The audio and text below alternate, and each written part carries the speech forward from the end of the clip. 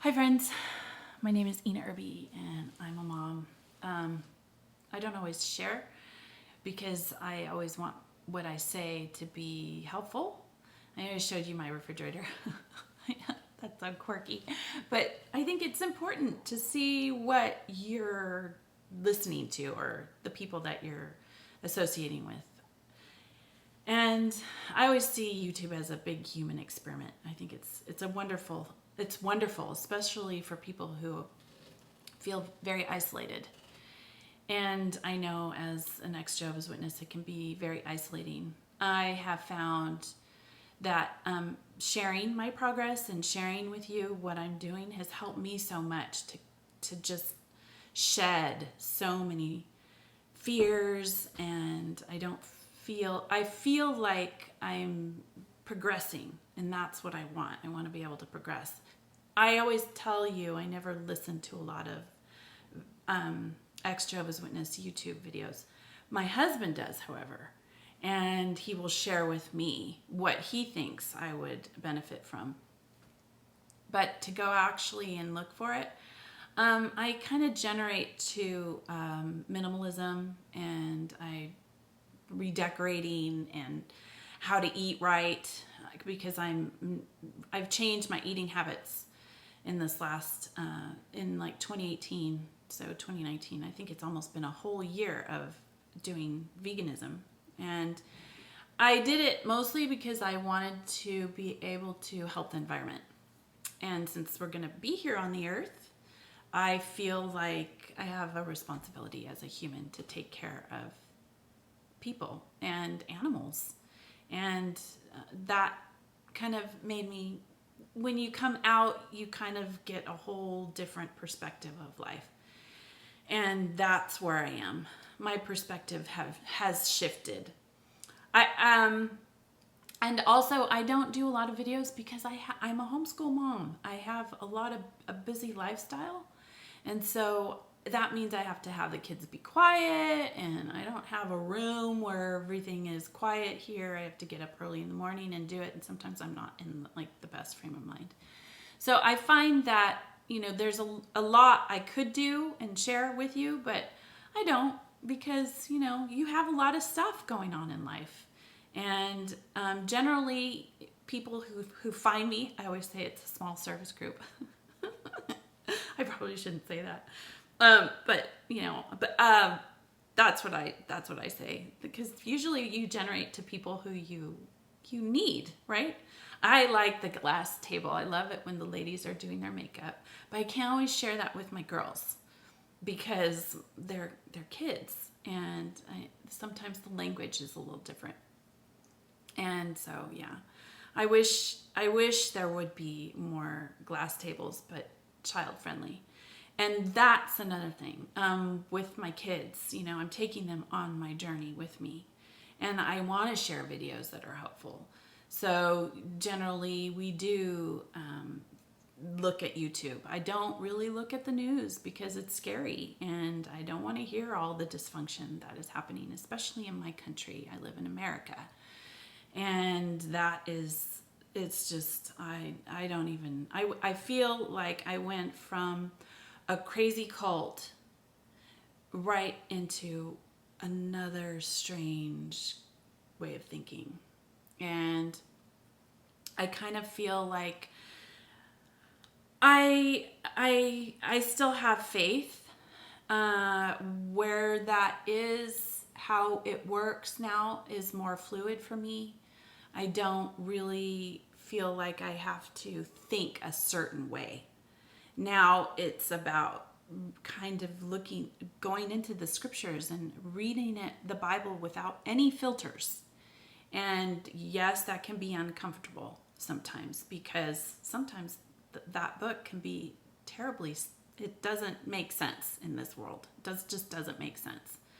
And my husband is an atheist. I've told you that before. And he fluctuates, and that's okay. He goes from agnostic to atheism, and I don't care. At this point, I don't care. And I don't feel that fear anymore about listening to other people's thoughts and opinions. Before, I felt that fear. you as a witness, you can't even sit and listen. And now I can sit and listen with an open mind and not feel like I'm having to put a wall up. And that really feels good, even in my marriage, because for 21 years, I was with a man who I loved and who was my best friend. I mean, I never had that closeness with anybody else. And I felt like after coming home from a district convention or circuit assembly, that I should be afraid of him. And that feels good, not to be afraid. Not to be afraid about listening to people that you love. Sorry. That just really bugs me, that you have to be afraid.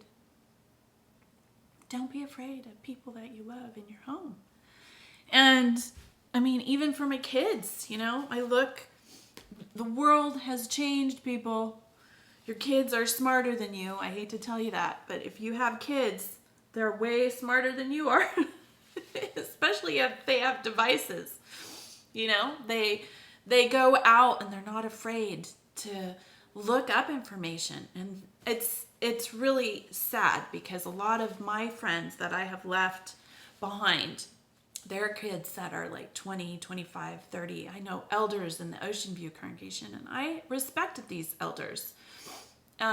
They have one brother has a daughter out there he's never even talked to, and she's like 30 years old, and his wife will go and put somebody else to rest in peace. But they haven't talked to their child for like 25 years. What the heck is that? Just because what? I don't understand it. So it just felt so good to be able to shed that thought. And it's not in the Bible to disfellowship somebody. And when the whole disfellowshipping thing, I mean, there's a lot of things that I had a hard time shedding, just letting go of. As I progressed as one of Jehovah's Witnesses, I accepted those things. For instance, disfellowshipping, not in the scriptures. It's condemned in other of our journals, not to excommunicate somebody. Yeah, so, all those things feel good to let go of. And wherever you are in your journey, I think you'll be able to filter to where you need to go. I think that YouTube is a wonderful tool in order for you to find where you need to go, what you need for yourself. And that has provided me so much information, both on a homeschool level, on a human level, what other people in the world are doing. I love it. I love it. I love that we have that accessibility, and that we have accessibility to professionals like Dr. Gabor Mate and Dr. Neufeld, and people that are well educated and have been in the world and have spoken to the human experience and seen the human experience firsthand. Not just one group, but many different people. So that has really helped me. And you'll attract what you need. I really do believe that. You'll attract what you need. My husband always says water rises to its own level. And I, in this process, have found good people. Fortunately, they found me because I did a video. So you never know how you impact somebody. So you only have one video. So what? Do it. If you have one success story, and people need to see your success story, because as John had put it, Lloyd, right? John Cedars, Lloyd Evans, he had said, we don't want to be a statistic, and get out. When my husband said, and like I said, it's coming from somebody who knows the scriptures, but no longer believes in the scriptures, which is fine. He said, when Jesus said, later on in Revelation, to get out of her, my people, if you do not want to share in her sins. He said, get out. Sorry, I don't want to talk too long. That's why I put myself on a timer. There we go.